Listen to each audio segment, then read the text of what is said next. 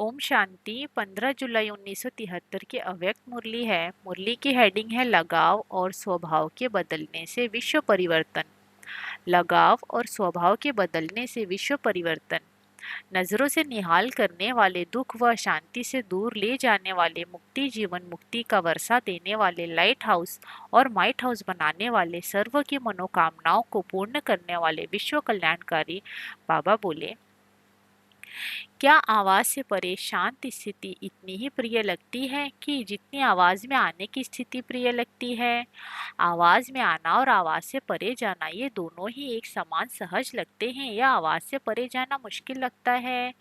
वास्तव में स्वधर्म शांत स्वरूप होने के कारण आवाज से परे जाना अति सहज होना चाहिए। अभी अभी एक सेकेंड में जैसे स्थूल शरीर द्वारा कहीं भी जाने का इशारा मिले तो जैसे जाना और आना ये दोनों ही सहज अनुभव होते हैं, वैसे ही इस शरीर की स्मृति से बुद्धि द्वारा परे जाना और आना ये दोनों ही सहज अनुभव होंगे।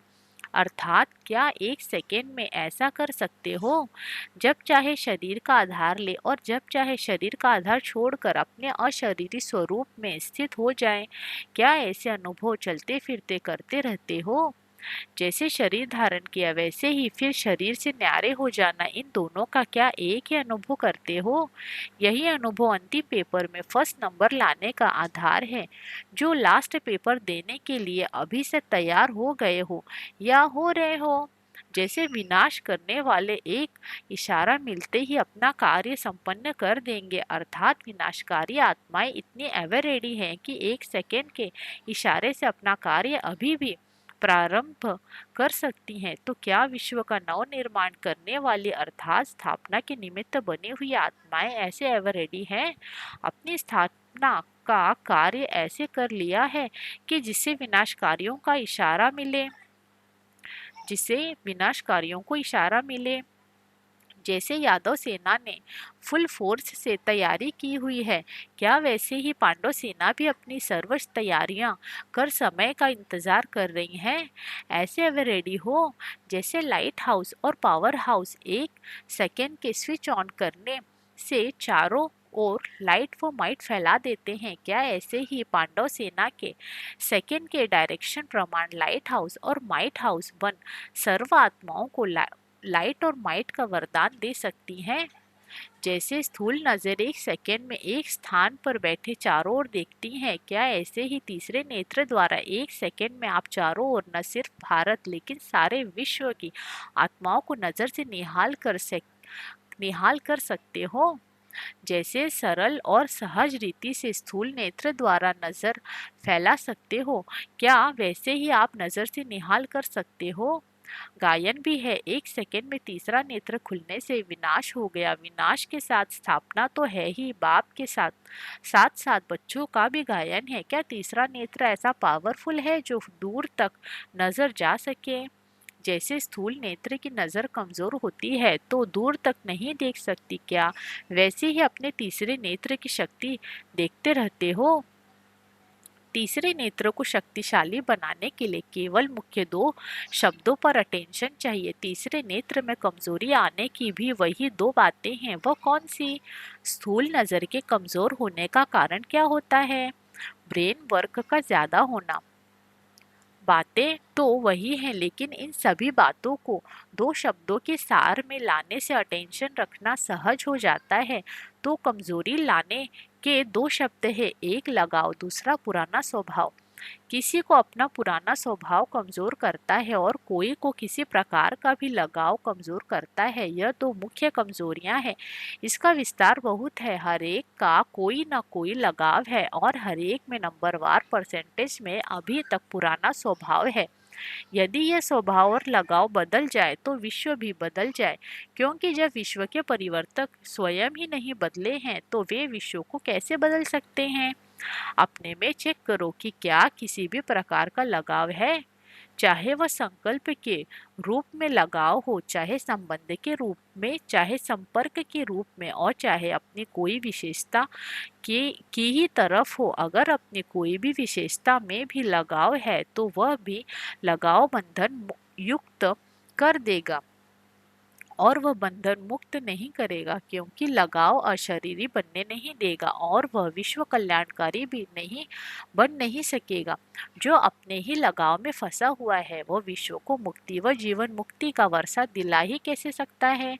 लगाव वाला कभी सर्वशक्ति संपन्न हो नहीं सकता। लगाव वाला धर्मराज की सजाओं से संपूर्ण मुक्त सलाम देने वाला नहीं बन सकता। लगाव वाले को सलाम भरना ही पड़ेगा और लगाव वाले संपूर्ण फर्स्ट जन्म का राज्य भाग्य पा न सके।